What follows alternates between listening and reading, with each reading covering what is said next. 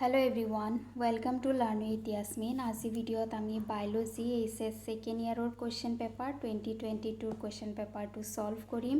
আজি ভিডিঅ'ত আমি কোৱেশ্চনৰ প্ৰথম অংশ উদ্ভিদ বিজ্ঞান অৰ্থাৎ বটানী পাৰ্টটো চাম। আমাৰ যেতিয়া কোৱেশ্চন আহে এক্সামত তেতিয়াও বটানী পাৰ্টটো ফাৰ্ষ্ট পাৰ্টত থাকে, সো আমি ফাৰ্ষ্ট পাৰ্টটো প্ৰথমতে চাম আৰু জুলজি পাৰ্ট প্ৰাণী বিজ্ঞান পাৰ্টটো আমি নেক্সট আৰু এটা ভিডিঅ'ত চাম। সো আজি ভিডিঅ' ষ্টাৰ্ট কৰোঁ। প্ৰথমটো কোৱেশ্চন কৈছে প্লাজমিড কি? এনসাৰ হৈছে প্লাজমিড হল বেক্টেৰিয়াৰ কোষ প্ৰৰখত থকা স্ব অনুকৃত্যায়নক্ষম অতিৰিক্ত গোলাকাৰ ডিএনএ। প্লাজমিডক জীৱ প্ৰযুক্তিবিদ্যাত পৰিবাহক হিচাপে পুনৰ গঠিত ডিএনএ পোষক জীৱৰ দেহত সংস্থাপনৰ বাবে ব্যৱহাৰ কৰা হয়। সো প্লাজমিড কি হয়, 1 মাৰ্কৰ কাৰণে আহিছে, 1 মাৰ্কৰ কাৰণে ইমানখিনি লিখি দিবা। তাৰমানে প্লাজমিডবোৰ হৈছে বেক্টেৰিয়াৰ কোষ প্ৰৰখত থকা এবিধ ডিএনএ হয় আৰু ইয়াক ব্যৱহাৰ কৰা হয় বায়োটেকনলজিত যেতিয়া বেলেগ এটা জীৱৰ দেহৰ পৰা ডিএনএ বা জিন এটা আন এটা জীৱৰ দেহত সংস্থাপন কৰা হয়, তেনে ক্ষেত্ৰত এটা বাহক এটা কেৰিয়াৰৰ প্ৰয়োজন হয় আৰু সেই বাহক হিচাপে প্লাজমিডক ব্যৱহাৰ কৰা হয়। সো ইমানখিনি লিখি দিলে হ'ব, 1 মাৰ্কৰ আছে। কুৱেশ্যন নাম্বাৰ 2 যিটো আছে, কুৱেশ্যন নাম্বাৰ 2টো মোৰ মতে কুৱেশ্যনটো অকণমান গণ্ডগোল আছে নেকি। তোমালোকে এইটো কুৱেশ্যন চাবা, হোমৱৰ্ক থাকিলে কুৱেশ্যনটো ঠিকে আছে নেকি। যদি ঠিকে আছে এনসাৰটো কি হ'ব, আৰু যদি ঠিকে নাই কুৱেশ্যনটো কি হ'ব তোমালোকে মোক কমেণ্ট কৰি জনাবা। এতিয়া হৈছে কুৱেশ্যন নাম্বাৰ 3। কুৱেশ্যন নাম্বাৰ 3ত কৈছে VAMৰ সম্পূৰ্ণকৰণ কৰা 1 মাৰ্কৰ কাৰণে আহিছে। তাৰমানে VAMৰ ফুল ফৰ্ম লিখিব লাগে। সো VAMৰ সম্পূৰ্ণকৰণ হৈছে ভেচিকুলাৰ আৰভাস্কুলাৰ মাইকৰ হাইজা, ভিত হৈছে ভেচিকুলাৰ, এত হৈছে আৰভাস্কুলাৰ আৰু এমত হৈছে মাইকৰ হাইজা। ইমানখিনি লিখি দিলে 1 মাৰ্ক পাই যাবা। নেক্সট কুৱেশ্যন হৈছে উৎপৰিৱৰ্তন সূত্ৰটো কোনে আগবঢ়াইছিল? 1 মাৰ্কৰ কাৰণে আহিছে এগেইন। সো উৎপৰিৱৰ্তন সূত্ৰ ইভলিউশ্যন যিটো থিয়ৰী আছে সেইটো কোনে আগবঢ়াইছিল? এনসাৰ হৈছে হিউগ ডি ফ্ৰিজে। তাৰপিছত কুৱেশ্যন নাম্বাৰ 5 হৈছে জৈৱ গেছ কি? এইটো 1 মাৰ্কৰ কাৰণে আহিছে। এনসাৰ হৈছে জৈৱ গেছ হ'ল অণুজীৱৰ ক্ৰিয়াৰ দ্বাৰা জৈৱিক পদাৰ্থৰ অবাধ বিয়োজন আৰু কিণ্বন প্ৰক্ৰিয়াৰে উৎপন্ন হোৱা এক ধৰণৰ গেছৰ মিশ্ৰণ। জৈৱ গেছ কি? তাৰমানে অণুজীৱসমূহে যিবোৰ জৈৱিক পদাৰ্থ থাকে, যিবোৰ পচি যাব পৰা পদাৰ্থ, অৰ্গেনিক পদাৰ্থ থাকে, সেই পদাৰ্থসমূহত অণুজীৱে অক্সিজেনৰ অবিহনে ক্ৰিয়া কৰে বা ইয়াতে কিণ্বন প্ৰক্ৰিয়া হয় আৰু তাৰ ফলত কিছুমান গেছৰ মিশ্ৰণৰ সৃষ্টি হয় আৰু এই গেছ মিশ্ৰণসমূহকে জৈৱ গেছ বুলি কোৱা হয়। তাৰপিছত হৈছে আমাৰ next question question number 6। Question number 6ত কৈছে ভেঁকুৰৰ পৰা প্ৰস্তুত কৰা দুবিধ প্ৰতিজৈৱিকৰ নাম লিখা। ইয়াতে আহিছে 1+1 মাৰ্ক। ভেঁকুৰৰ পৰা আমি কি ধৰণৰ এণ্টিবায়'টিক পাব পাৰোঁ? আমি বেক্টেৰিয়াৰ পৰা এণ্টিবায়'টিক পাওঁ, ভেঁকুৰৰ পৰা পাওঁ। সো ভেঁকুৰৰ পৰা পোৱা দুটা এণ্টিবায়'টিক লিখিব দিছে, প্ৰতিটোতে 1 মাৰ্ককৈ আছে। এনসাৰ হৈছে পেনিচিলিয়াম আৰু এমভিচিলিন। কুৱেশ্যন নাম্বাৰ 7 হৈছে এটা বেক্টেৰিয়া কোষৰ পৰা ডিএনএ কেনেকৈ পৰিশ্ৰুত কৰা হয়? 2 মাৰ্কৰ কাৰণে আহিছে। তাৰমানে বেক্টেৰিয়া কোষ এটাৰ পৰা আমি যদি ডিএনএ এটা উলিয়াই আনিব বিচাৰোঁ তেনেহ'লে আমি ইয়াক কেনেকৈ উলিয়াই আনিব পাৰিম, কেনেকৈ আমি পৃথক কৰি উলিয়াই আনিম।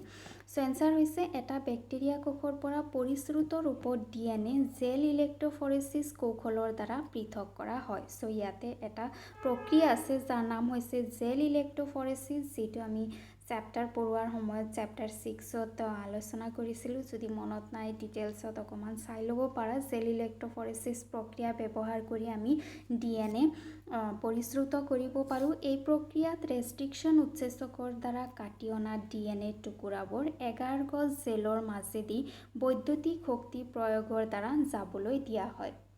এই প্ৰক্ৰিয়াত কি কৰা হয়? ৰেষ্ট্ৰিকশ্যন উৎসেচক যিয়ে কেঁচিৰ কাম কৰে, ৰেষ্ট্ৰিকশ্যন উৎসেচকৰ দ্বাৰা কোনো এটা জীৱৰ দেহৰ পৰা বা বেক্টেৰিয়াৰ পৰা ডিএনএ এটা কাটি অনা হয়। আনি পেলাই কি কৰা হয়, এটা প্লেটত এগাৰগজ নামৰ এটা জেল দি পেলাই সেইটো প্লেটত ডিএনএখিনি থৈ তাতে বৈদ্যুতিক শক্তি চালিত কৰা হয়। ডিএনএ ঋণাত্মক আধানযুক্ত হোৱাৰ বাবে ই সঁজুলিৰ ধনাত্মক আধানৰ ফালে গতি কৰে। তাৰপিছত যিটো প্লেটত ইয়াক ৰখা হয় সেইটো প্লেটত কি হয় যে যিবোৰ ডিএনএ থাকে ডিএনএসমূহ কি হয় ঋণাত্মক আধানযুক্ত হয় সেইকাৰণে ই প্লেটৰ ধনাত্মক আধান যিফালে থাকে সাপোজ এইফালে যদি ধনাত্মক আধান আছে তেনেহ'লে ডিএনএসমূহ ধনাত্মক আধানৰ ফালে গতি কৰে কাৰণ ধনাত্মকে ঋণাত্মকক আকৰ্ষণ কৰে ফলত ইহঁতে ধনাত্মক আধানৰ ফালে গতি কৰে আৰু যিমান ডিএনএৰ টুকুৰাবোৰ সৰু হয় সিমান দূৰলৈ ইহঁতে গুচি যায় ডিএনএৰ টুকুৰা যিমান সৰু থাকে সিমান দূৰলৈ গুচি যাব পাৰে এতিয়া তুমি যদি কিবা টুকুৰা সৰু সৰু টুকুৰা ৰাখি পেলাই তাতে যদি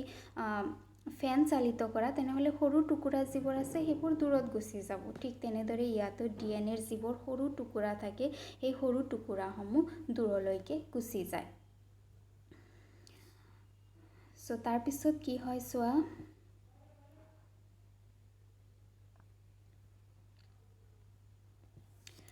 পৃথক হোৱা ডিএনএৰ টুকুৰাবোৰ ইথিডিয়াম ব্ৰমাইডৰ দ্বাৰা ৰঞ্জিত কৰা হয় আৰু ইউভি ৰশ্মিৰ সংস্পৰ্শলৈ অনা হয় আৰু ডিএনএৰ টুকুৰাবোৰত উজ্জ্বল কমলীয়া বৰণৰ পটি দেখিবলৈ পোৱা যায় এতিয়া কি কৰা হয় সেই যিটো প্লেট আছিল য'ত ডিএনএৰ টুকুৰাসমূহ সিঁচৰিত হৈ আছে তাতে ইথিডিয়াম ব্ৰমাইড নামৰ এবিধ ৰঞ্জক পদাৰ্থ দিয়া হয় দিয়াৰ লগে লগে কি হৈ যায় এই যিবোৰ ডিএনএ আছে সেইবোৰ ৰঞ্জিত হয় এতিয়া ইয়াক কি কৰা হয় আল্ট্ৰাভায়োলেট ৰেডিয়েশ্যনৰ সংস্পৰ্শলৈ অনা হয় তেতিয়া ডিএনএৰ যিবোৰ টুকুৰা থাকে সেইসমূহ উজ্জ্বল কমলীয়া ৰঙৰ তাৰমানে অৰেঞ্জ ৰঙৰ কিছুমান সৰু সৰু এনেকুৱা ধৰণৰ পটি দেখিবলৈ পোৱা যায় আৰু এই পটিসমূহক সংগ্ৰহ কৰা হয় চ' এনেদৰে কি কৰিব পাৰি ডিএনএ পৰিশ্ৰুত কৰিব পাৰি চ' এইটো কুৱেশ্যনৰে এটা অপশ্যন আছে অৰ আছে তোমালোকে নহ'লে এইটো লিখিব লাগিব নহ'লে এই যিটো অৰ আছে সেইটো লিখিব লাগিব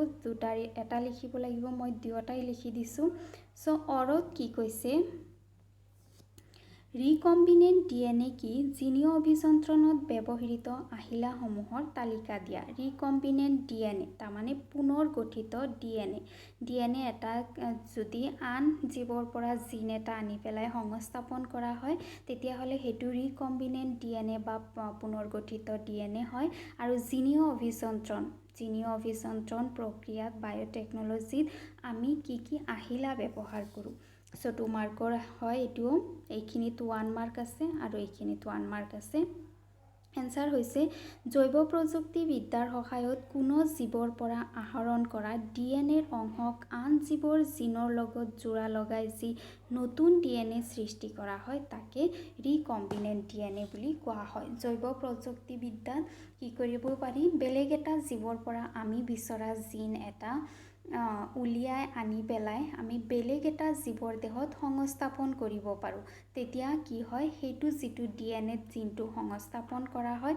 তাক ৰিকম্বিনেণ্ট ডিএনএ বুলি কোৱা হয় জিনীয় অভিযন্ত্ৰণত ব্যৱহৃত আহিলাবোৰ হৈছে ৰেষ্ট্ৰিকশ্যন উৎসেচক ডিএনএ লাইগেজ ৰিকম্বিনেণ্ট ডিএনএ পৰিবাহক যেনে প্লাজমিড বেক্টেৰিঅফাজ আণৱিক চিহ্ন আৰু পোষক জীৱ কি আহিলা ব্যৱহাৰ কৰা হয় ৰেষ্ট্ৰিকশ্যন উৎসেচক এইটো কেঁচি হিচাপে কাম কৰে ইয়াৰ দ্বাৰা ডিএনএত থকা জিনসমূহ বা ডিএনএসমূহ কটা হয় তাৰপিছত ডিএনএ লাইগেজ এইটো আঠা হিচাপে কাম কৰে জোৰা লগোৱাৰ কাৰণে ব্যৱহাৰ হয় ৰিকম্বিনেণ্ট ডিএনএ যেতিয়া আঠা লগাই পেলাই ৰেষ্ট্ৰিকশ্যন উৎসেচকৰ দ্বাৰা কাটি অনা যিটো জিন আছে সেইটো সংস্থাপন কৰা হয় তেতিয়া পুনৰ গঠিত ডিএনএ বা ৰিকম্বিনেণ্ট ডিএনএ সৃষ্টি হয় ইয়াৰ পিছত প্ৰয়োজন হয় পৰিবাহকৰ কেৰিয়াৰ হিচাপে প্লাজমিড বা বেক্টেৰিঅফাজ ব্যৱহাৰ কৰা হয় আণৱিক চিহ্ন এটা আহিলা হয় আৰু হৈছে পোষক জীৱ অৰ্থাৎ যিটো জীৱৰ দেহত এই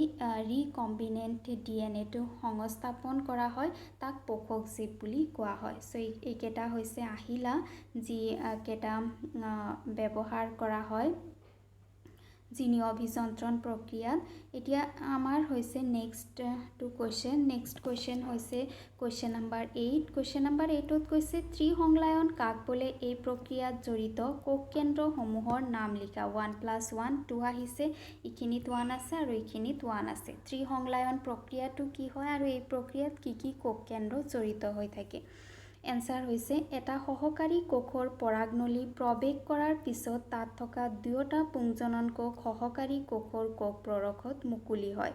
ইয়াৰে এটা পুংজনন কোষ ডিম্বাণুৰ কোষ কেন্দ্ৰৰ লগত সংলায়ন ঘটে আৰু এইদৰে যুগ্মক সংলায়ন সম্পূৰ্ণ কৰি দ্বিগুণক যোজন কোষৰ সৃষ্টি কৰে আৰু আনটো পুংজনন কোষ কেন্দ্ৰত থকা ধ্ৰুৱীয় কোষ কেন্দ্ৰ দুটাৰ লগত সংলায়ন কৰি ত্ৰিগুণক প্ৰাথমিক ভ্ৰূণপোষ কোষ কেন্দ্ৰৰ সৃষ্টি কৰে। যিহেতু তিনিটা এগুণক কোষ কেন্দ্ৰৰ সংলায়ন ঘটে গতিকে ইয়াক ত্ৰিসংলায়ন বুলি কোৱা হয়। ত্ৰিসংলায়ন যিটো প্ৰক্ৰিয়া আছে ত্ৰিসংলায়ন প্ৰক্ৰিয়াটোত কি হয় যে দুটা পুংজনন কোষ থাকে তাৰে এটা পুংজনন কোষে ডিম্বাণুক নিষেচিত কৰে আৰু এটা পুংজনন কোষে দুটা ধ্ৰুৱীয় কোষ কেন্দ্ৰক নিষেচিত কৰে। যিহেতু তিনিবাৰ নিষেচন হয় তিনিটা কোষ কেন্দ্ৰৰ নিষেচন হয় সেইকাৰণে ইয়াক ত্ৰিসংলায়ন বুলি কোৱা হয়। ত্ৰি মানে তিনিটা, সংলায়ন মানে মিলন হোৱা। এই প্ৰক্ৰিয়াত জড়িত কোষ কেন্দ্ৰ হৈছে ডিম্বাণু কোষ কেন্দ্ৰ, পুংজনন কোষ কেন্দ্ৰ, দুটা ধ্ৰুৱীয় কোষ কেন্দ্ৰ আৰু ভ্ৰূণপোষ কোষ কেন্দ্ৰ। এইকেইটা কোষ কেন্দ্ৰ ইয়াত জড়িত থাকে। কুৱেশ্যন নম্বৰ 8তো এটা অপশ্যন আছে অৰ আছে আৰু অৰত কৈছে গুপ্তবেশী উদ্ভিদৰ বহু ভ্ৰূণতা বুলিলে কি বুজা, ইয়াৰ গুৰুত্ব কি? 1+1 2 মাৰ্কৰ কাৰণে আহিছে। গুপ্তবেশী উদ্ভিদত বহু ভ্ৰূণতাটো কি হয়? 1 মাৰ্ক আছে। এটা বীজৰ ভিতৰত এটাতকৈ বেছি ভ্ৰূণৰ সৃষ্টি হোৱাকে বহু ভ্ৰূণতা বুলি কোৱা হয়। বহু তাৰমানে কি মাল্টিপুল, বহুত, ভ্ৰূণতা তাৰমানে হৈছে ভ্ৰূণ। যদি এটা বীজৰ ভিতৰত এটাতকৈ বেছি ভ্ৰূণ থাকে তেতিয়াহ'লে তাক বহু ভ্ৰূণতা বুলি কোৱা হয়। এতিয়া আমাৰ কুৱেশ্যনৰ ফাৰ্ষ্ট হাফ গ'ল। এতিয়া আছে ছেকেণ্ড হাফ আছে। বহু ভ্ৰূণতাৰ গুৰুত্ব কি আমি পাইছিলোঁ, ৰাইট? আমি এতিয়া গুৰুত্ব চাম।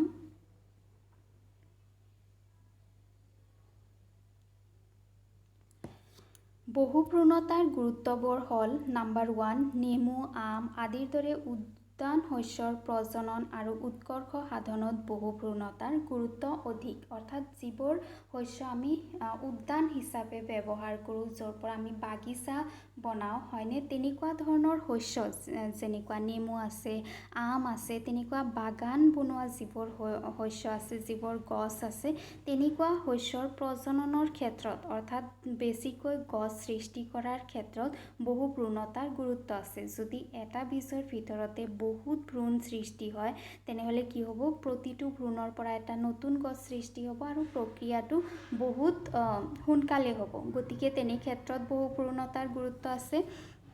নম্বৰ 2 হৈছে বহু ভ্ৰূণতাই নিশ্চিত কৰে যে নতুনকৈ সৃষ্টি হোৱা গছ পুলিবোৰ যাতে পিতৃপুৰুষৰ সৈতে জিনীয়ভাৱে সদৃশ হয়।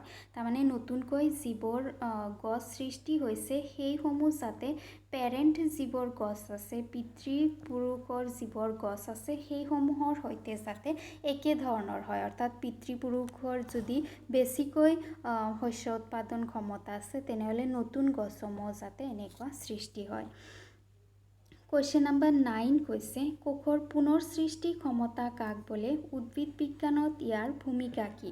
কোষৰ পুনৰ সৃষ্টি ক্ষমতা বা ট'টেপটেন্সি বুলি কোৱা হয় আৰু ইয়াৰ বটানীত উদ্ভিদ বিজ্ঞানত ভূমিকা কি? 1+1 2 মাৰ্কৰ কাৰণে আহিছে। কোষৰ পুনৰ সৃষ্টি ক্ষমতা তাৰমানে কোষটোৱে পুনৰ কিবা এটা বস্তু সৃষ্টি কৰিব পাৰে, ৰাইট? এনচাৰ হৈছে উদ্ভিদৰ বিচ্ছিন্ন কোনো অংশত থকা কোষে বিভাজনৰ দ্বাৰা এটা নতুন উদ্ভিদ সৃষ্টি কৰিব পাৰে। উদ্ভিদ কোষৰ এই ক্ষমতাকে পুনৰ সৃষ্টি ক্ষমতা বুলি কোৱা হয়। উদ্ভিদৰ যিকোনো অংশ, উদ্ভিদৰ পাত হওক, ছাল হওক, তেনেকুৱা এটা অংশ যদি উদ্ভিদৰ পৰা ছিগি যায়, তেনেকুৱা অংশত যিবোৰ কোষ থাকে সেই কোষসমূহৰ বিভাজন হৈ পেলাই তাৰ পৰা এটা নতুন উদ্ভিদৰ সৃষ্টি হ'ব পাৰে আৰু ইয়াকে পুনৰ সৃষ্টি ক্ষমতা বুলি কোৱা হয়। তাৰমানে কোষটোৱে পুনৰ এটা নতুন উদ্ভিদৰ সৃষ্টি কৰিছে। ইয়াৰ গুৰুত্ব হৈছে নাম্বাৰ 1 কোষৰ পুনৰ সৃষ্টি ক্ষমতাৰ বাবে পৰীক্ষাগাৰত অতি কম সময়ৰ ভিতৰত কৃত্ৰিম পদ্ধতিৰে বহুত উদ্ভিদ সৃষ্টি কৰিব পৰা যায়। পৰীক্ষাগাৰত যেতিয়া কিবা এক্সপেৰিমেণ্ট কৰি থকা হয় তেতিয়া এক্সপেৰিমেণ্টৰ কাৰণে যিবোৰ উদ্ভিদৰ প্ৰয়োজন হয় সেই উদ্ভিদসমূহ অতি কম সময়ৰ ভিতৰতে উদ্ভিদৰ যিকোনো এটা অংশৰ পৰা এটা কলা এটা কোষৰ পৰা নতুন উদ্ভিদ সৃষ্টি কৰি পেলাই অতি কম সময়ৰ ভিতৰতে বহুত উদ্ভিদ সৃষ্টি কৰি এক্সপেৰিমেণ্ট সোনকালে কৰিব পৰা যায়। নাম্বাৰ 2 হৈছে উদ্ভিদ কোষৰ এই ক্ষমতাৰ বাবে ৰোগ আক্ৰান্ত উদ্ভিদৰ পৰা নতুন উদ্ভিদ সৃষ্টি কৰা সম্ভৱ হয়। অৰ্থাৎ ৰোগ আক্ৰান্ত উদ্ভিদৰ যিবোৰ কোষ থাকে সেইসমূহ আঁতৰাই পেলাই ভাল কোষ ব্যৱহাৰ কৰি পেলাই নতুন উদ্ভিদ সৃষ্টি কৰিব পৰা যায়। আৰু নাম্বাৰ 3 যিটো ইম্পৰ্টেঞ্চ আছে সেইটো হৈছে কোষৰ পুনৰ সৃষ্টি ক্ষমতাৰ জৰিয়তে পৰীক্ষাগাৰত উপযুক্ত পৰিৱেশত নিৰোগী আৰু স্বাস্থ্যৱান উদ্ভিদ সৃষ্টি কৰিব পৰা যায়।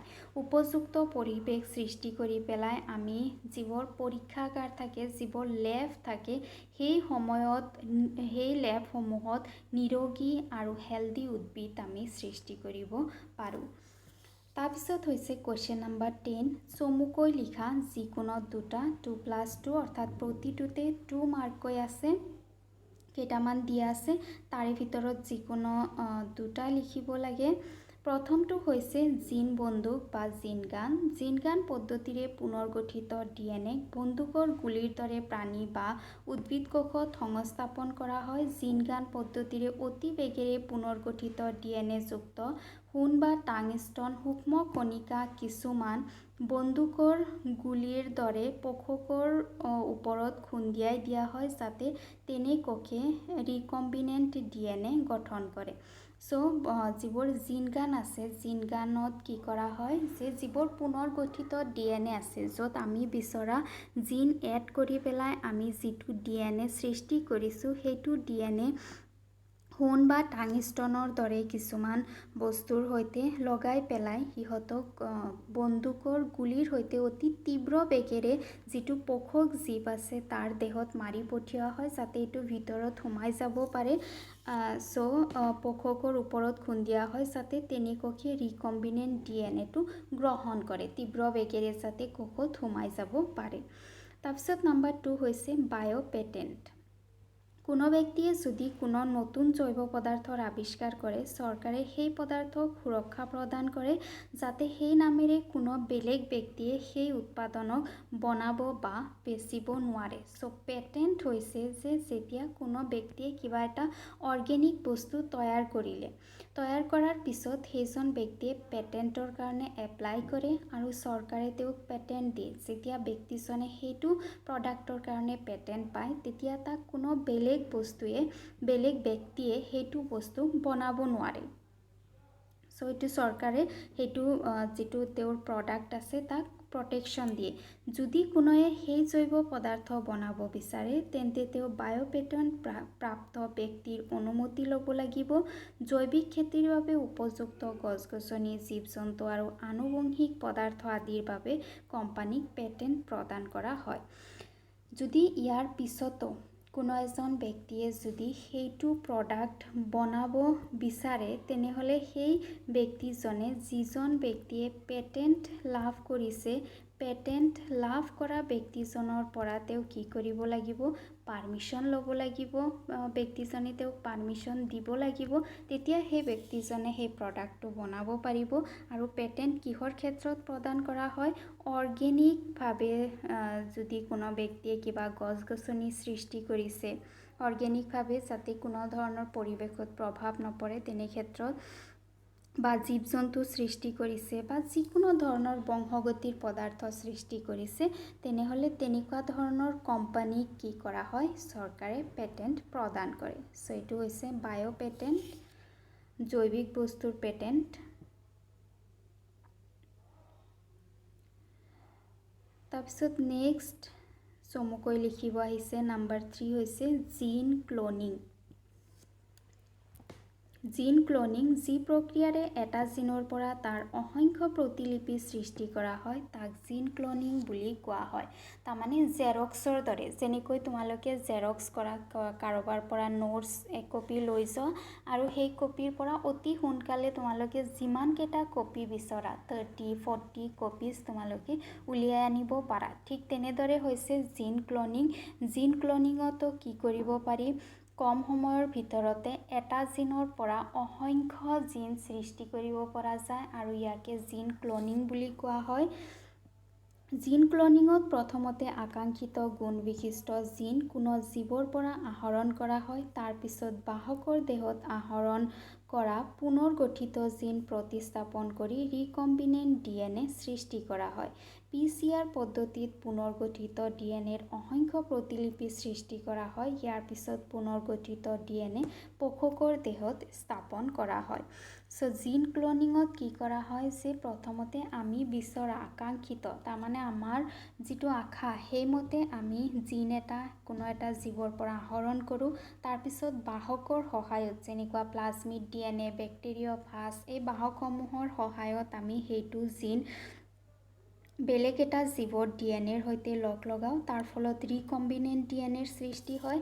এতিয়া যিটো আমাৰ ওচৰত ৰিকম্বিনেণ্ট DNA আছে, সেই ৰিকম্বিনেণ্ট DNAটোক আমি PCR পদ্ধতি ব্যৱহাৰ কৰি পেলাই তাৰ কেইবাটাও কপি সৃষ্টি কৰিব পাৰোঁ আৰু সেই কপিসমূহ আমি পোষকৰ দেহত সংস্থাপন কৰি গৈ থাকিব পাৰোঁ। এই ক্ষেত্ৰত আমাক বহুত ৰিকম্বিনেণ্ট DNA সৃষ্টি কৰিব নালাগে, এটাৰ পৰাই আমি বহুত কপি পাব পাৰোঁ। তাৰপিছত হৈছে কুৱেশ্যন নম্বৰ 11। কুৱেশ্যন নম্বৰ 11ত কৈছে তলত দিয়া উদ্ভিদসমূহৰ বৈজ্ঞানিক নাম আৰু সিহঁতৰ ব্যৱহাৰ লিখা, যিকোনো তিনিটা। ইয়াতে 3 মাৰ্ক আছে, প্ৰতিটোতে 1 মাৰ্ককৈ আছে। বৈজ্ঞানিক নামত হাফ মাৰ্ক আছে আৰু ব্যৱহাৰত হাফ মাৰ্কে আছে।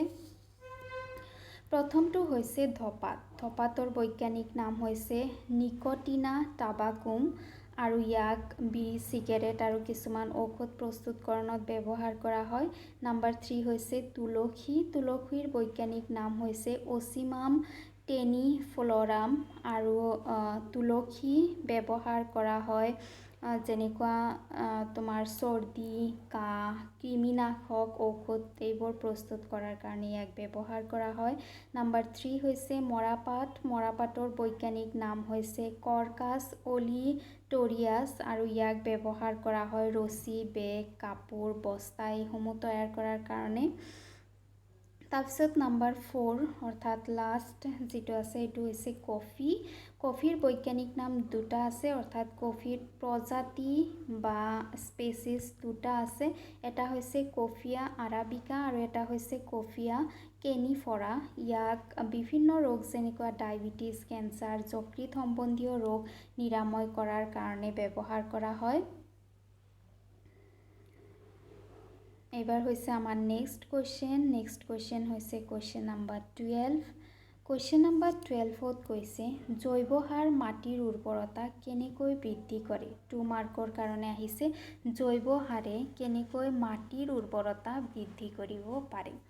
এনচাৰ হৈছে জৈৱ সাৰ তাৰমানে জীৱ সাৰ। জীৱ সাৰ হৈছে কিছুমান অনুজীৱ, যেতিয়া ইয়াক খেতিত প্ৰয়োগ কৰা হয় তেতিয়া ই পোষক উদ্ভিদক প্ৰয়োজনীয় পুষ্টিৰ যোগান ধৰি উদ্ভিদৰ বৃদ্ধিত সহায় কৰে। এই অনুজীৱবোৰে বায়ুমণ্ডলৰ পৰা নাইট্ৰজেন স্থিৰীকৰণ কৰে আৰু ইহঁতৰ মৃত্যুৰ পিছত দেহত থকা নাইট্ৰজেন মাটিৰ লগত মিহলি মাটিৰ উৰ্বৰতা বৃদ্ধি কৰে। তাৰমানে জীৱ সাৰ মানে হৈছে কি কিছুমান অনুজীৱ, সেই অনুজীৱসমূহ যেতিয়া খেতিত প্ৰয়োগ কৰা হয়, সেইটো খেতিত যিবোৰ গছ থাকে সেইসমূহক পোষক গছ বুলি কোৱা হয়। তেতিয়া সেই অনুজীৱসমূহে এই যিবোৰ পোষক উদ্ভিদ আছে, পোষক উদ্ভিদসমূহক পুষ্টিৰ যোগান ধৰে। পুষ্টি মানে কি, যেনেকুৱা নাইট্ৰজেন বায়ুমণ্ডলত 78% আছে আৰু নাইট্ৰজেন গছৰ কাৰণে অতি প্ৰয়োজনীয়, কিন্তু গছে বায়ুমণ্ডলৰ পৰা নাইট্ৰজেন পোনে পোনে গ্ৰহণ কৰিব নোৱাৰে। গতিকে এই যিবোৰ জীৱ আছে সেইসমূহে বায়ুমণ্ডলৰ নাইট্ৰজেন স্থিৰীকৰণ কৰে, তাৰপিছত ইয়াক উদ্ভিদসমূহে ব্যৱহাৰ কৰে। ইভেন যেতিয়া এই জীৱসমূহৰ মৃত্যু হয় তেতিয়া জীৱসমূহৰ দেহত যিবোৰ নাইট্ৰজেন থাকে সেইসমূহ মাটিৰ লগত মিহলি হৈও মাটিৰ উৰ্বৰতা বৃদ্ধি কৰে। জীৱাশ্ম হৈছে বেক্টেৰিয়া, ভেঁকুৰ, শেলাই, এইবোৰ হৈছে জীৱাশ্ম। এইবোৰে বায়ুমণ্ডলৰ নাইট্ৰজেন স্থিতিকৰণ কৰিব পাৰে। তাৰপিছত নেক্সট কুৱেশ্যন হৈছে কুৱেশ্যন নম্বৰ 13।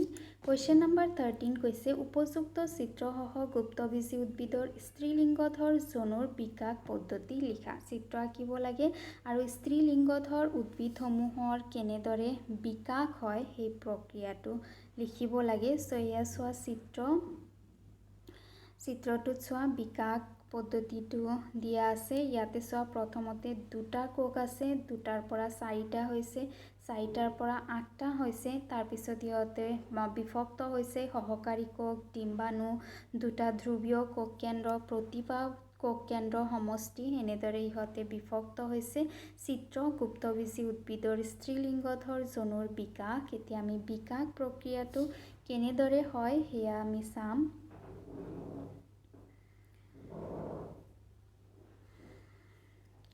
স্ত্ৰীৰেণু মাতৃকোষৰ হ্ৰাসাত্মক বিভাজন হৈ 4টা এগুণিত স্ত্ৰীৰেণুৰ সৃষ্টি হয়। ইয়াৰে এটা ক্ৰিয়াত্মক আৰু বাকী 4টা নষ্ট হৈ যায়। ক্ৰিয়াত্মক স্ত্ৰীৰেণু কোষ কেন্দ্ৰৰ সূত্ৰ বিভাজনৰ ফলত দুটা কোষ কেন্দ্ৰৰ সৃষ্টি হয় আৰু দুয়োটাই দুটা বিপৰীত মেৰুলৈ গতি কৰি 2 কোষ কেন্দ্ৰযুক্ত ভ্ৰূণস্থলীৰ সৃষ্টি কৰে।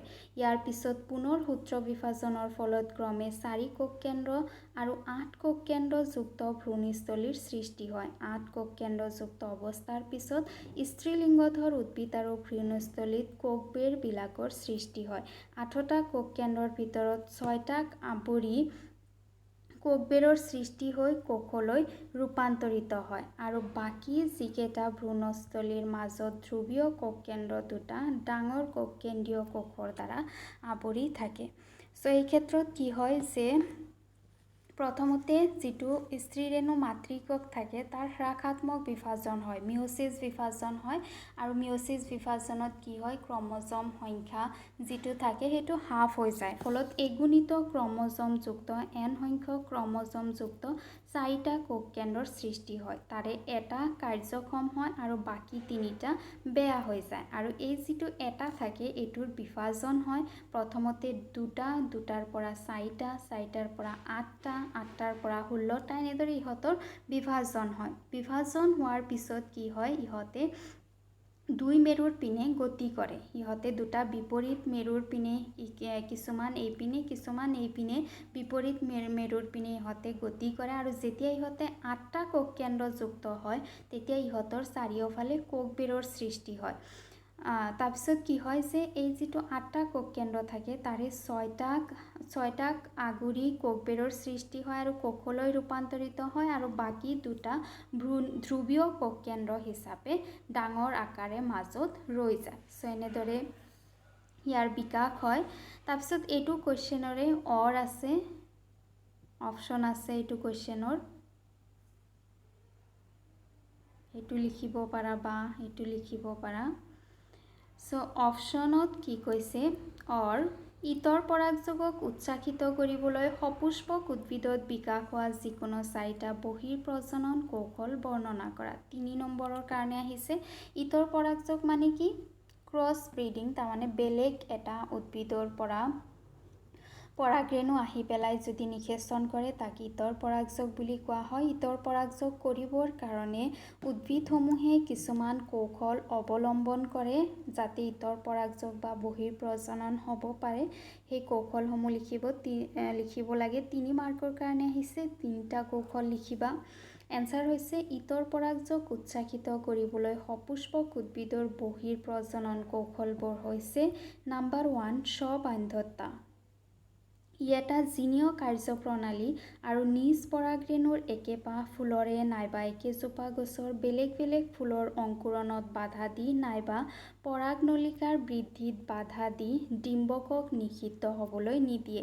এই ক্ষেত্ৰত উদ্ভিদে কি কৰে, স্ববান্ধতা নিজে নিজে এটা বন্ধনৰ সৃষ্টি কৰে, যাতে নিজৰ উদ্ভিদত থকা যিবোৰ পৰাগৰেণু আছে সেইসমূহে যাতে নিষেচন কৰিব নোৱাৰে বা যিটো পৰাগনলিকা আছে সেইটোৰ যাতে বৃদ্ধি প্ৰপাৰ নহয়। ছাপ'জ ইয়াতে যদি তোমাৰ ফুলটো আছে, পৰাগনলিকাটোৰ বৃদ্ধি ইমানখিনিলৈকে হৈ থাকে, তেনেহ'লেতো ইয়াত গৈ পৰিব নোৱাৰে, স্বপৰাগযোগ হ'ব নোৱাৰে। চ' তেনে ক্ষেত্ৰত ইতৰ পৰাগযোগৰ বাহিৰে বাকী কোনো অপশ্যন নাথাকে। তাৰপিছত নাম্বাৰ 2 হৈছে অসম পৰিণতি। কিছুমান উভয়লিংগী ফুলত পুংস্তবক আৰু স্ত্ৰীস্তবকৰ একে সময়তে পৰিণত নহয় আৰু তেনে ক্ষেত্ৰত বহিঃপ্ৰজনন হয়। এই ক্ষেত্ৰত কি হয়, উভয়লিংগী ফুল হয়, পুংস্তবক স্ত্ৰীস্তবক দুয়োটা একেটা ফুলতে থাকে, কিন্তু তেনে ক্ষেত্ৰত কি হয় যে পুংস্তবক আৰু স্ত্ৰীস্তবক মেচিয়ৰ নহয় একে সময়তে, আৰু যদি মেচিয়ৰ নহয় তেনেহ'লে ইহঁতে নিষেচন কৰিব নোৱাৰে আৰু তেনে ক্ষেত্ৰত ইহঁতৰ বহিঃপ্ৰজনন হয়, বাহিৰৰ পৰা ৰেণু আহি পেলাই প্ৰজনন কৰে। নাম্বাৰ 3 অসমগৰ্ভদণ্ডী। কিছুমান উভয়লিংগী ফুলত পুংকেশৰ আৰু স্ত্ৰীকেশৰ বেলেগ বেলেগ দৈৰ্ঘ্যৰ হোৱা বাবে তেনে ফুলত স্বপৰাগযোগ হ'ব নোৱাৰে, ফলত ইতৰ পৰাগযোগ হয়। এই ক্ষেত্ৰত কি হয়, যিটো পুংকেশৰ থাকে তাৰ যিটো দৈৰ্ঘ্য থাকে, তাৰ যিটো লেন্থ থাকে আৰু স্ত্ৰীস্তবকৰ যিটো লেন্থ থাকে সেইটো অসমান হয়। অসমান হোৱাৰ ফলতো স্বপৰাগযোগ হোৱাত অসুবিধা হয় আৰু তেনে ক্ষেত্ৰতো ইতৰ পৰাগযোগ হোৱা দেখিবলৈ পোৱা যায়। কুৱেশ্যন নাম্বাৰ 14 বিৱৰ্তনৰ আধুনিক সংশ্লেষিত তত্ত্বটো চমুকৈ লিখা। 4 নম্বৰৰ কাৰণে আহিছে, তাৰমানে বিৱৰ্তন ইভলিউশ্যনৰ যিটো মডাৰ্ণ থিয়ৰী আছে সেইটো লিখিব দিছে। 4 মাৰ্কৰ কাৰণে অকণমান ডাঙৰকৈ লিখিব লাগিব। বিৱৰ্তনৰ আধুনিক সংশ্লেষিত তত্ত্বমতে বিৱৰ্তন 5টা কাৰকৰ ওপৰত নিৰ্ভৰ কৰে: জিনৰ উৎপৰিৱৰ্তন, ক্ৰম'জমৰ সংখ্যা, জিনৰ পুনৰ সংযোজন, প্ৰাকৃতিক বৰণ আৰু প্ৰজননজনিত বিচ্ছিন্নতা। চ' এইকেইটা কাৰকৰ ওপৰত, এইকেইটা ফেক্টৰৰ ওপৰত নিৰ্ভৰ কৰে ইভলিউশ্যন বা বিৱৰ্তন। বিৱৰ্তনৰ আধুনিক সংশ্লেষিত মতবাদক সংশ্লেষিত মতবাদ বুলিও কোৱা হয় আৰু এই মতবাদ আগবঢ়াইছিল G.L. ষ্টেভিনিছে। এই মতবাদৰ মূল কথা হ'ল বিৱৰ্তন এটা বা দুটা কাৰকৰ ওপৰত নহয়, ওপৰৰ আটাইকেইটা কাৰকৰ ওপৰত নিৰ্ভৰশীল। ইয়াতে আমি যিকেইটা কাৰক পাইছোঁ গোটেইকেইটা কাৰকৰ ওপৰত নিৰ্ভৰ কৰি পেলাই বিৱৰ্তন হয়, এনেকুৱা নহয় যে এটা বা দুটা কাৰকৰ ওপৰত নিৰ্ভৰ কৰে। ইয়াৰে জিনৰ উৎপৰিৱৰ্তন আৰু ক্ৰম'জমৰ সংখ্যা, জিনৰ পুনৰ সংযোজনে কোনো প্ৰজাতিৰ জীৱগোষ্ঠীত জিনৰ প্ৰকাৰণ ঘটায়। ইয়াৰে ভিতৰত যিকেইটা প্ৰথমতে আছে, যেনেকুৱা জিনৰ উৎপৰিৱৰ্তন হোৱা, ক্ৰম'জমৰ সংখ্যাৰ পৰিৱৰ্তন হোৱা, জিনসমূহ পুনৰ সংযোজন হোৱা, অৰ্থাৎ জিন ক্ৰম'জমৰ সৈতে জড়িত যিকেইটা কাৰক আছে সেইকেইটা কাৰকে কোনো প্ৰজাতিৰ কোনো এটা জীৱগোষ্ঠীত জিনৰ প্ৰজনন ঘটায়, তাৰমানে জিনৰ প্ৰকাৰণ ঘটায়, তাৰমানে জিনৰ মাজত বিভিন্নতা আনি দিয়ে। আৰু প্ৰাকৃতিক বৰণ আৰু প্ৰজননজনিত বিচ্ছিন্নতাই জৈৱ বিৱৰ্তন প্ৰক্ৰিয়াৰ দিশ নিৰ্দেশ কৰে। জৈৱ বিৱৰ্তন ইভলিউশ্যন কেনেকৈ হ'ব পাৰে সেইটোৰ দিশ নিৰ্দেশ কৰে। চ' এইটো কুৱেশ্যনৰ আছে। অৰত কৈছে জৈৱ বিৱৰ্তন প্ৰক্ৰিয়াত জড়িত কাৰকসমূহৰ বিষয়ে বৰ্ণনা কৰা। 4 নম্বৰৰ কাৰণে আহিছে, যিকেইটা কাৰক আমি এই ওপৰৰ কুৱেশ্যনটোত পাইছোঁ সেইকেইটা কাৰকে বৰ্ণনা কৰিব দিছে। চ' জৈৱ বিৱৰ্তন প্ৰক্ৰিয়াত জড়িত কাৰকবোৰ হ'ল নাম্বাৰ 1 জিনৰ উৎপৰিৱৰ্তন। জিনৰ গাঠনিক পৰিৱৰ্তনক জিনীয় উৎপৰিৱৰ্তন বুলি কোৱা হয়। তাৰমানে যদি জিনৰ গঠনৰ পৰিৱৰ্তন হয় তেতিয়াহ'লে তাক কি বুলি কোৱা হয়, জিনীয় উৎপৰিৱৰ্তন বুলি কোৱা হয়।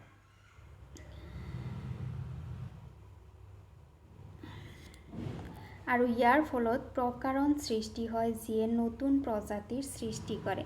তাৰমানে কি হয়, যদি জিনৰ উৎপৰিৱৰ্তন হয় তাৰ ফলত বিভিন্নতা আহে আৰু সেই বিভিন্নতাৰ ফলত একোটা নতুন প্ৰজাতিৰ সৃষ্টি হয়।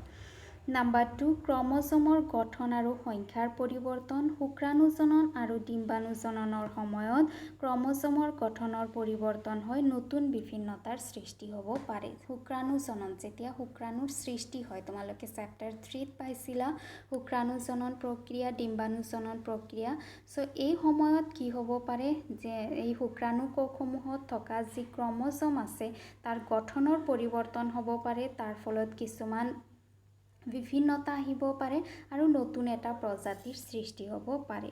নাম্বাৰ 3 হৈছে জিনৰ পুনৰ সংযোজন শুক্ৰাণুজনন আৰু ডিম্বাণুজননৰ সময়ত জিনৰ নতুন সজ্জাৰ সৃষ্টি হয় নিষেচনৰ দ্বাৰা এই জিনবোৰ আপত্যজনত গৈ তাত প্ৰকাৰণ কৰে। চ' এই ক্ষেত্ৰতো যেতিয়া শুক্ৰাণু ডিম্বাণুৰ সৃষ্টি হয় সেইটো সময়ত যিবোৰ জিন থাকে জিনসমূহৰ যি সাজন থাকে সেয়া পৰিৱৰ্তন হয় আৰু নিষেচনৰ দ্বাৰা এই শুক্ৰাণু আৰু ডিম্বাণুসমূহ সমূহৰ পৰা যেতিয়া আপত্যজনৰ সৃষ্টি হয় সেই আপত্যজনটো পিতৃপুৰুষৰ সৈতে বেলেগ দেখিবলৈ পোৱা যায়।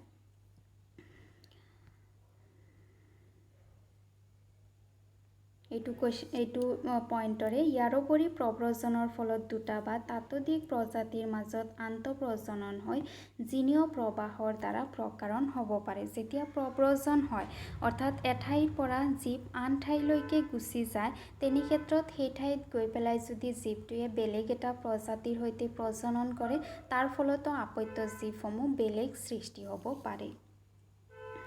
4 নম্বৰ পইণ্ট হৈছে প্ৰাকৃতিক নিৰ্বাচন প্ৰকৃতিয়ে নিৰ্বাচন হৈছে এনে এটা প্ৰক্ৰিয়া য'ত উৎপৰিৱৰ্তনৰ ফলত সৃষ্টি হোৱা জীৱৰ ভিতৰত যিবোৰ জীৱে পৰিৱেশৰ সৈতে বেছিকৈ খাপ খাই জীয়াই থাকে তেনে জীৱক প্ৰকৃতিয়ে নিৰ্বাচন কৰি প্ৰজনন ঘটাই ফলত এক ভিন্ন জনসংখ্যাৰ সৃষ্টি হয়। তাৰমানে কি হয় উৎপৰিৱৰ্তন হৈছে জিনৰ কাৰণে হওক ক্ৰম'জমৰ কাৰণে হওক প্ৰব্ৰজনৰ কাৰণে হওক উৎপৰিৱৰ্তন হৈ পেলাই যদি এটা নতুন প্ৰজাতিৰ সৃষ্টি হৈছে নতুন জীৱৰ সৃষ্টি হৈছে আৰু সেইটো জীৱে যদি পৰিৱেশৰ সৈতে খাপ খাব পাৰিছে তেনেহ'লে সেই জীৱটোক প্ৰকৃতিয়ে নিৰ্বাচন কৰে তেনে জীৱৰ প্ৰজনন হ'বলৈ দিয়ে ফলত এটা নতুন কমিউনিটি এটা নতুন পপুলেশ্যনৰ সৃষ্টি হয়। নাম্বাৰ 5 হৈছে যি প্ৰজননৰ বিচ্ছিন্নতা এটা প্ৰজাতিয়ে নতুন ঠাইত প্ৰব্ৰজন কৰিলে সেই ঠাইত নিজকে খাপ খুৱাবলৈ অভিযোজন কৰে তাৰ ফলত ক্ৰম'জম আৰু জিনৰ ক্ৰমৰ পৰিৱৰ্তন হয়। ছাপোজ ধৰি লোৱা কি হয় যে কোনো এটা প্ৰজাতি চৰাইৰ প্ৰজাতি এটা প্ৰব্ৰজন কৰি বেলেগ এটা ঠাইত গুচি গৈছে চ' সেইটো ঠাইৰ যিটো পৰিৱেশ সেইটো আগৰ ঠাইতকৈ বেলেগ গতিকে তাতে এডজাষ্ট হোৱাৰ কাৰণে চৰাইটোৱে কি কৰিব নিজকে চেষ্টা কৰিব নিজৰ মাজত পৰিৱৰ্তন আনিব হয়নে ইয়াৰ ফলত ই মূল প্ৰজাতিৰ লগত প্ৰজনন কৰা ক্ষমতা হেৰাই যায় আৰু ইয়াকে প্ৰজনন বিচ্ছিন্নতা বুলি কোৱা হয় আৰু এনেদৰে পৰিৱৰ্তন আনি অভিযোজন কৰাৰ কাৰণে এডজাষ্টমেণ্টৰ কাৰণে প্ৰজাতিটোৱে বা জীৱটোৱে যি পৰিৱৰ্তন নিজৰ মাজত আনে সেই পৰিৱৰ্তনৰ ফলত ইয়াৰ যিটো মূল প্ৰজাতি আছিল সেইটোৰ সৈতে ই প্ৰজনন কৰিব নোৱাৰে আৰু ইয়াকে প্ৰজননৰ বিচ্ছিন্নতা বুলি কোৱা হয়। এনে ক্ষেত্ৰত প্ৰজনন বিচ্ছিন্ন প্ৰজাতিয়ে মূল প্ৰজাতিৰ পৰা সামান্য হ'লেও আনুবংশিক দিশৰ পৰা পৃথক প্ৰজাতিৰ সৃষ্টি কৰে তাৰমানে জিনৰ ফালৰ পৰা এটা বেলেগ এটা প্ৰজাতিৰ সিহঁতে সৃষ্টি কৰিব পাৰে। কুৱেশ্যন নম্বৰ 15 কাৰিকৰী জীৱবিজ্ঞানৰ সংজ্ঞা দিয়া কাৰিকৰী জীৱবিজ্ঞানৰ মূল লক্ষ্যসমূহ চমুকৈ লিখা 1+4 আছে এইটোত 1 আছে আৰু লক্ষ্যত 4 আছে। কাৰিকৰী জীৱবিজ্ঞান তাৰমানে বায়'টেকনলজি কি হয় আৰু বায়'টেকনলজিৰ এইম কি হয়।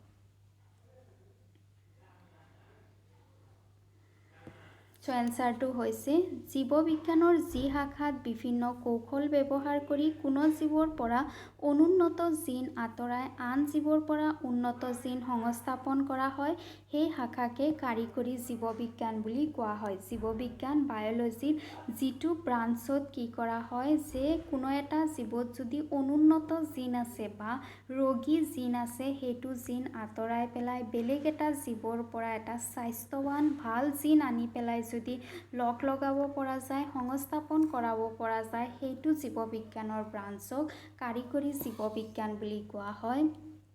কাৰিকৰী জীৱবিজ্ঞানৰ মূল লক্ষ্যসমূহ হ'ল নাম্বাৰ 1, ইয়াৰ জৰিয়তে চিকিৎসা বিজ্ঞানত ৰোগ চিনাক্ত কৰা আৰু চিকিৎসাৰ ক্ষেত্ৰত পৰিৱৰ্তন অনা। যিবোৰ ৰোগ হয়তো চিনাক্ত কৰিব পৰা নাযায়, যিবোৰ ৰোগৰ ফুল্লি ট্ৰিটমেণ্ট নহয়, তেনেকুৱা ধৰণৰ ৰোগ যাতে ট্ৰিটমেণ্ট কৰিব পৰা যায়, সেইটো হৈছে ইয়াৰ লক্ষ্য। নাম্বাৰ 2, কাৰিকৰী জীৱবিজ্ঞানৰ জৰিয়তে বংশান্তৰিত জীৱ সৃষ্টি কৰি মানুহৰ প্ৰয়োজনীয় বিভিন্ন ধৰণৰ জৈৱিক দ্ৰব্য যেনে ঔষধ, হৰমন, উৎসেচক এইবোৰ ব্যৱসায়িক ভিত্তিত প্ৰস্তুত কৰা। তাৰমানে কি কৰা হয়, ইয়াৰ দ্বাৰা বংশান্তৰিত জীৱ, আমি বিচৰা জিন থকা জীৱ সৃষ্টি কৰা হয় আৰু সেইটো জীৱৰ পৰা বিভিন্ন ধৰণৰ হৰমন, বিভিন্ন ধৰণৰ উৎসেচক ব্যৱহাৰ কৰি সেইসমূহক ব্যৱহাৰিক ভিত্তিত ইয়াক উৎপাদন কৰাও হৈছে কাৰিকৰী জীৱবিজ্ঞানৰ আন এটা লক্ষ্য। তাৰপিছত নাম্বাৰ 3 হৈছে বংশগতি জড়িত ৰোগৰ বাবে দায়ী জিন আঁতৰাই তাৰ ঠাইত স্বাভাৱিক জিন সংস্থাপন কৰা হৈছে কাৰিকৰী জীৱবিজ্ঞানৰ লক্ষ্য। বংশগতিৰ লগত জড়িত ৰোগৰ বাবে, তাৰমানে কি হয়, বংশগতিৰ লগত জড়িত যিবোৰ ৰোগ থাকে, সেই ৰোগসমূহ জন্মৰ আগতে ব্যক্তিৰ দেহত থাকে আৰু তেনেকুৱা ধৰণৰ ৰোগ নিৰাময় কৰিব পৰা নাযায়। চ' কাৰিকৰী জীৱবিজ্ঞানৰ জৰিয়তে ব্যক্তিৰ দেহৰ পৰা সেই ৰোগৰ বাবে দায়ী যিটো জিন আছে, সেই জিন আঁতৰাই স্বাভাৱিক জিন সংস্থাপন কৰি এনেকুৱা ৰোগ ঠিক কৰিব পৰা যায়। নাম্বাৰ 4, কাৰিকৰী জীৱবিজ্ঞানৰ উদ্দেশ্য হৈছে খাদ্যৰ পুষ্টিগত মানদণ্ড উন্নত কৰা। যি হাৰত জনসংখ্যা বৃদ্ধি হৈছে, সেই হাৰত কিন্তু আমাৰ খাদ্যৰ উৎপাদন বৃদ্ধি হোৱা নাই। গতিকে এই কম খাদ্যতে যাতে পুষ্টি যথেষ্ট পৰিমাণে থাকে, তেনেকুৱা ধৰণৰ উদ্ভিদ সৃষ্টি কৰা, তেনেকুৱা ধৰণৰ প্ৰাণী সৃষ্টি কৰাও হৈছে কাৰিকৰী জীৱবিজ্ঞানৰ লক্ষ্য। এইটো কুৱেশ্যনৰ আছে, চিকিৎসা বিজ্ঞানত কাৰিকৰী জীৱবিজ্ঞানৰ প্ৰয়োগ সম্বন্ধে এটা বৰ্ণনা লিখা। এইটো 5 মাৰ্কৰ কাৰণে আছে। চিকিৎসা বিজ্ঞানত বায়'টেকনলজি কেনেদৰে ব্যৱহাৰ কৰা হয়? চ' এনচাৰ হৈছে চিকিৎসা বিজ্ঞানত কাৰিকৰী জীৱবিজ্ঞানৰ প্ৰয়োগসমূহ হ'ল নাম্বাৰ 1, আণৱিক নিদান পদ্ধতি। আণৱিক নিদান পদ্ধতিত ইয়াক ব্যৱহাৰ কৰা হয়। কেনেদৰে ব্যৱহাৰ কৰা হয়? ৰোগৰ বাবে দায়ী DNA, RNA নিউক্লিঅটাইডৰ শৃংখলৰ নিৰ্দিষ্ট ক্ৰমৰ চিনাক্তকৰণৰ দ্বাৰা ৰোগ নিৰ্ণয় কৰা পদ্ধতি হ'ল আণৱিক নিদান পদ্ধতি। আণৱিক নিদান পদ্ধতিত কি কৰা হয়? নিউক্লিঅটাইডৰ শৃংখল অৰ্থাৎ DNA, RNA এইবোৰৰ ক্ৰম চিনাক্ত কৰি পেলাই ৰোগ নিৰ্ণয় কৰিব পৰা পদ্ধতিক আণৱিক নিদান পদ্ধতি বোলে। যেনেকুৱা ইলিছা, PCR, সাউদাৰ্ণ ব্লটিং এইবোৰ হৈছে কিছুমান আণৱিক নিদান পদ্ধতি। এই পদ্ধতিৰ দ্বাৰা ৰোগসমূহ আগতীয়াকৈ সঠিক আৰু সোনকালে নিৰ্ণয় কৰিব পৰা যায়। এনেকুৱা বহুত ৰোগৰ কথা আমি শুনো যে ব্যক্তিজনৰ কিবা ৰোগ হৈছিল আৰু সময়মতে তাক চিনাক্তকৰণ কৰিব পৰা হোৱা নাই, গতিকে ব্যক্তিজন কি হ'ল? মৃত্যু হ'ল। চ' এই যিটো কাৰিকৰী জীৱবিজ্ঞান আছে, তাৰে যিটো আণৱিক নিদান পদ্ধতি আছে, PCR হওক, ইলিছা হওক, এইবোৰ পদ্ধতি ব্যৱহাৰ কৰি পেলাই ৰোগটো অতি কম থকাৰ পিছতো ইয়াৰ যিবোৰ আক্ৰান্ত কোষ আছে, সেইসমূহৰ সংখ্যা বৃদ্ধি কৰি পেলাই ৰোগটো আগতীয়াকৈ চিনাক্ত কৰিব পৰা যায় আৰু সোনকালে ইয়াক ট্ৰিটমেণ্টো কৰিব পৰা যায়। তাৰপিছত নাম্বাৰ 2 হৈছে ইনচুলিন উৎপাদন। ইনচুলিন হ'ল হৰমন। ইয়াক মানুহৰ অগ্নাশয়ৰ বিটা কোষে উৎপন্ন কৰে, যি আমাৰ তেজত থকা অতিৰিক্ত গ্লুকোজক গ্লাইকোজেনলৈ ৰূপান্তৰিত কৰে। কিন্তু এই হৰমনৰ অভাৱত অতিৰিক্ত গ্লুকোজ গ্লাইকোজেনলৈ ৰূপান্তৰিত হ'ব নোৱাৰি ডায়েবেটিছ ৰোগত মানুহে ভোগে। চ' ইনচুলিন হৈছে আমাৰ দেহত থকা এক প্ৰকাৰৰ হৰমন। এইটো হৰমন আমাৰ যি অগ্নাশয় থাকে, তাতে বিটা কোষ কিছুমান থাকে, সেই কোষে এই হৰমন সৃষ্টি কৰে আৰু এইটো হৰমনৰ এটা ইম্পৰ্টেণ্ট কাম আছে যে ই আমাৰ দেহত যিবোৰ অতিৰিক্ত গ্লুকোজ থাকে, সেইসমূহক গ্লাইকোজেনলৈ ৰূপান্তৰিত কৰে। কিন্তু যেতিয়া গ্লুকোজৰ পৰিমাণ বাঢ়ি যায় আৰু ইনচুলিনৰ পৰিমাণ কমি যায় তেনে ক্ষেত্ৰত কি হয় এই যিবোৰ গ্লুকোজ আছে সেইসমূহ আমাৰ তেজত জমা হয় আৰু ইয়াকে ডায়েবেটিছ ৰোগ বুলি কোৱা হয় আৰু ই কলাই বেক্টেৰিয়া তেনে মানৱ ইনচুলিন জিন সংস্থাপন কৰি ইনচুলিন হৰমন উৎপন্ন কৰা হয় কাৰিকৰী জীৱবিজ্ঞানৰ দ্বাৰা উৎপাদিত ইনচুলিন হৰমনে ডায়েবেটিছ চিকিৎসা সহজ আৰু কম খৰচী কৰিছে ডায়েবেটিছ ৰোগ নিৰাময়ৰ কাৰণে কি কৰা হয় ই কলাই যিবোৰ বেক্টেৰিয়া আছে তেনে ক্ষেত্ৰত মানুহৰ যিবোৰ বিটা কোষে ইনচুলিন সৃষ্টি কৰে তেনেকুৱা ধৰণৰ কোষ বা তেনেকুৱা ধৰণৰ জিন ই কলাই বেক্টেৰিয়াত সংস্থাপন কৰা হয় ফলত বেক্টেৰিয়াটোৱে কি কৰে তোমাৰ ইনচুলিন হৰমন সৃষ্টি কৰে আৰু তেনেকুৱা ধৰণৰ হৰমন ব্যক্তিৰ দেহত সুমুৱাই দি পেলাই গ্লুকোজসমূহ গ্লাইকোজনলৈকে ৰূপান্তৰিত কৰা হয় বেচিকেলি ডায়েবেটিছ ৰোগ নিয়ন্ত্ৰণত ৰখা হয় আৰু এইটো পদ্ধতি সহজ হয় আৰু ইয়াত খৰচো কম হয় তাৰপিছত নম্বৰ 3 হৈছে জিনীয় চিকিৎসা বংশগতি ৰোগৰ বাবে দায়ী জিন আঁতৰাই তাৰ ঠাইত স্বাভাৱিক জিন সংস্থাপন কৰি বংশগতিৰ ৰোগ নিৰাময় সম্ভৱপৰ হৈছে মই আগতেই কৈছোঁ যিবোৰ বংশগতিৰ সৈতে জড়িত যিবোৰ ৰোগ থাকে সেই ৰোগসমূহ জন্মৰ আগৰ পৰাই ব্যক্তিৰ দেহত থাকে তেনেকুৱা ৰোগ নিৰাময় কৰা সম্ভৱ নহয় গতিকে যিটো কাৰিকৰী জীৱবিজ্ঞান আছে সেই জীৱবিজ্ঞানৰ সহায়ত ৰোগ আক্ৰান্ত যিটো জিন আছে সেইটো জিন আঁতৰাই পেলাই স্বাভাৱিক জিন সংস্থাপন কৰি পেলাই এনেকুৱা ধৰণৰ ৰোগো নিৰাময় কৰা সম্ভৱ হৈছে যেনেকুৱা হিমোফিলিয়া কাছিকোষ ৰক্তহীনতা এইবোৰ হৈছে বংশগতিৰ কাৰণে সৃষ্টি হোৱা ৰোগ আৰু তেনেকুৱা ধৰণৰ ৰোগ কাৰিকৰী জীৱবিজ্ঞানৰ দ্বাৰা চিকিৎসা কৰিব পৰা গৈছে যদিও তোমালোকে বহুত কুৱেশ্যন দেখিবলৈ পাইছা এনেকুৱা হোৱাৰ কাৰণ হৈছে মই অৰবোৰো লিখি দিছোঁ ভয় খাব নালাগে এইটো আমাৰ বটানী পাৰ্ট আছিলে আমি নেক্সট ভিডিঅ'ত জুলজি পাৰ্টটো আপলোড কৰিম আজি ভিডিঅ' কেনেকুৱা পালা জনাবা ভিডিঅ' ভাল লাগিলে লাইক কৰিবা বন্ধু বান্ধৱৰ সৈতে ভিডিঅ'সমূহ শ্বেয়াৰ কৰিবা আৰু চেনেল ছাবস্ক্ৰাইব কৰিবা থেংক ইউ